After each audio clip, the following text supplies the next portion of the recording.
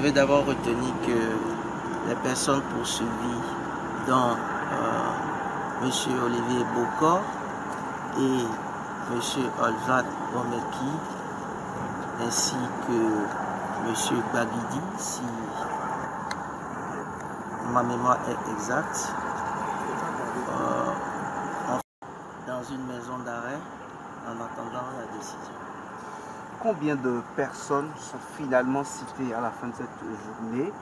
Et surtout, décrivez-nous la procédure, parce qu'entre-temps, pour les arrestations des avocats, dans votre sortie, vous avez relevé des irrégularités.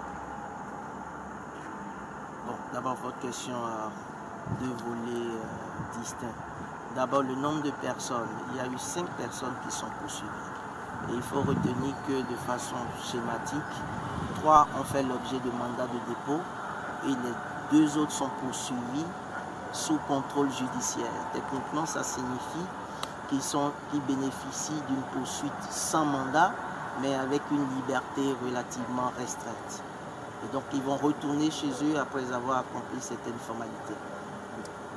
Oui, la procédure aujourd'hui, elle a été respectée comparativement aux arrestations? Oui, la procédure a été respectée. Vous savez, les faits sont criminels. Et quand les faits sont criminels, la loi exige que l'instruction préparatoire est obligatoire. C'est-à-dire, un juge d'instruction doit connaître des faits et pousser les investigations avant qu'une juridiction, au fond, ne soit saisie. Et donc, pour ce faire, il faut un réquisitoire introductif qui est délivré par le procureur de la République ou le procureur spécial en l'espèce.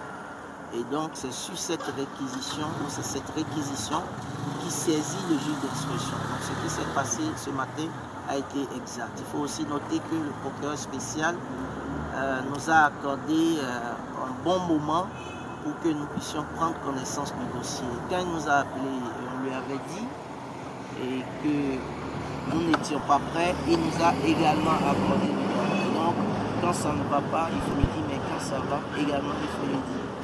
Et après la comparution devant la chambre d'instruction, la chambre d'instruction, son rôle est de poser une inculpation. Et après ça, on s'est retrouvé devant la chambre des libertés de la détention, dont le rôle, il faille le préciser, n'est pas de connaître du fond du dossier, n'est pas de dire si les faits reprochés aux mises en cause sont constitués ou non. Mais son rôle est de statuer sur la détention provisoire. C'est-à-dire que lorsque le ministère public estime que les mises en cause doivent être poursuivies ou gardées en détention provisoire en attendant le jugement, le rôle de la Chambre des libertés de la détention, c'est de connaître exclusivement de cette question.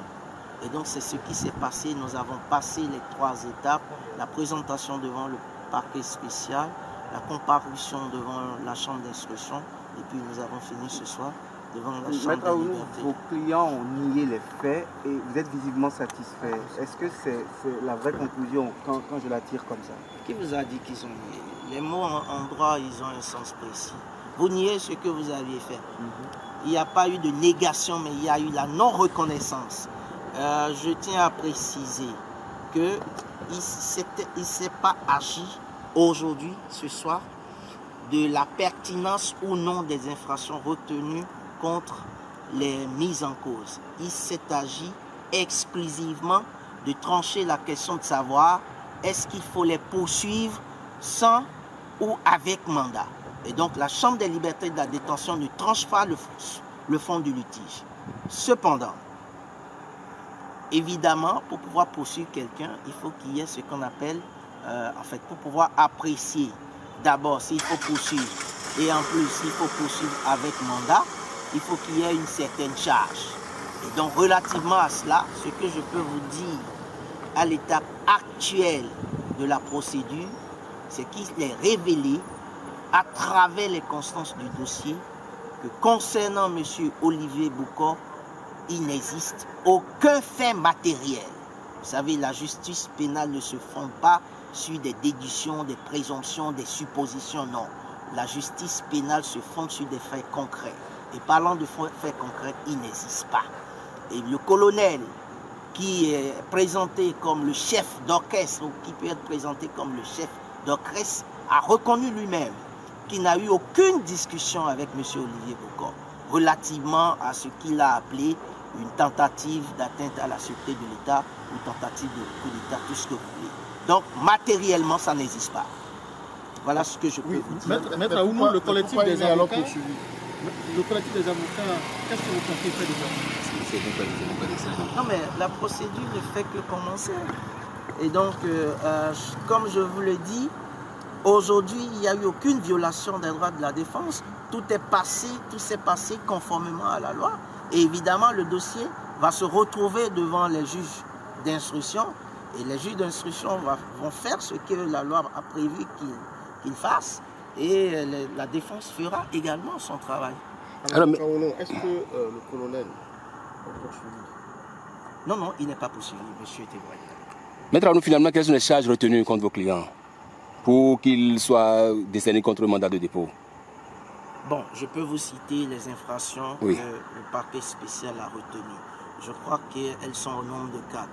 Il y a atteinte à la sûreté de l'État, il y a complot, il y a blanchiment de capitaux et enfin corruption d'argent public. Voilà. Est-ce qu'on peut avoir une idée de la date de la prochaine audience ou de la prochaine audience de comparution? Non, nous ne sommes pas encore en procédure de jugement. Nous sommes techniquement aujourd'hui en procédure d'instruction. Et l'instruction se passe selon un calendrier que les juges d'instruction vont s'établir. Ils vont reconvoquer les mises en cause selon leur rythme et selon leur inspiration et ils vont poursuivre l'enquête. Finalement, vos clients passent leur première nuit en prison, là, en détention? Mais cela va de soi. Vous savez très bien que la prison, ce n'est pas la prison en termes techniques, ils sont en mandat d'arrêt. Ceux qui vont en prison, c'est ceux qui ont déjà fait l'objet d'une condamnation. Et ils seront détenus dans une maison d'arrêt, évidemment, au sein d'une prison. Et bon, vous savez, cela va de soi. C'est la conséquence des mandats qui ont été délivrés. Vous avez passé une journée, Maître Aounou, avec vos clients. Quel est le moral après toutes ces journées de vos clients? Vous savez, le moral pour moi, c'est une question de vie privée. Je garde le moral pour moi. Vous avez des questions? Ils se portent bien? Je garde ça pour moi. Ils étaient sereins, convaincants? Pourquoi vous dites qu'ils sont convaincants? Je viens de vous dire que les éléments du dossier ne lient en aucun point M. Olivier Bokor. Ça n'existe pas. Je ne peux pas vous étaler ici les détails. Mais retenez qu'il est constant au dossier qu'il n'y a pas de lien.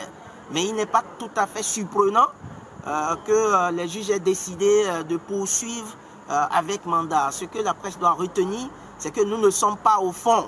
Parce qu'il y a des interprétations qui, au surplus, sont de nature à violer la présomption d'innocence. Nous ne sommes pas au fond. La seule question qui a été tranchée aujourd'hui, c'est que pour les poursuivre, est-ce qu'il faut les laisser en liberté ou les mettre à la disposition de la Cour au moyen d'un mandat? Et c'est ce qui a été fait. Alors, maître, vous l'avez dit, les charges ne sont peut-être pas suffisantes. Il n'y a pas d'éléments matériels retenus contre Olivier Bokor. Mais pourquoi alors est-il maintenu dans... Oui, c'est l'œuvre de la justice. Vous savez, la justice, c'est comme vous versez du maïs au sol, vous ramassez avec du sable et après arriver à la maison, vous faites la distinction. Au fait, comme je vous l'ai dit, la question qui était posée aux juges aujourd'hui n'est pas de savoir s'ils ont commis ou pas.